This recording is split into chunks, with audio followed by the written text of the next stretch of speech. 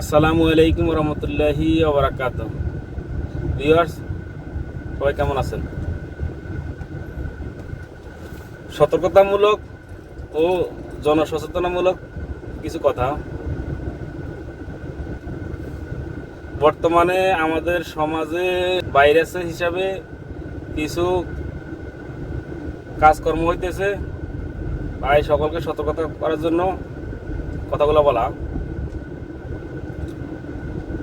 কোনো পরিবারে যদি একাধিক ছেলে থাকে, 2টা 3টা 4টা ছেলে থাকে, ছেলেদেরকে বিয়ে দেওয়ার সময়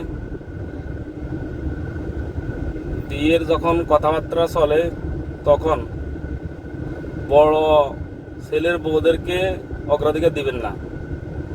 কারণ বড় ছেলের বউরা কখনো চাইবে না তারপরে ওই ঘরে একটা সুন্দরী স্মার্ট একটা পছন্দসই মেয়ে আসুক।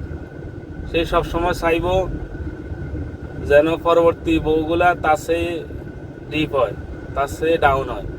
এটাই বাস্তবতা। তাই বড় বউদেরকে কখনো এখানে অগ্রাধিকার দিবেন না। ঠিক তার পাশাপাশি যে ঘরে একাধিক মেয়ে আছে, 2টা 3টা 4টা মেয়ে আছে, মেয়েদেরকে বিয়ে দেওয়ার সময় বড় জামাইদেরকে কখনো গুরুত্ব দিবেন না, ওদেরকে কখনো অগ্রাধিকার দিবেন না। কারণ ওরা চাইবে না যে জামাই পরেরগুলা তার চেয়ে উত্তম আসুক, তার চেয়ে পছন্দসই আসুক। এটা এক ধরনের হিংসাত্মকমূলক কাজ। এটা বর্তমানে একটা ব্যাধি, এটা ভাইরাস হিসেবে কাজ করে, যার প্রমাণ আমি ইদানিং পাইছি। যে বড় জামাই কখনো চাইবে না যে ছোট জামাই তার চেয়ে উত্তম হোক, তার চেয়ে সুন্দর হোক, তার চেয়ে স্মার্ট হোক। এখানে তার হিংসা কাজ করে।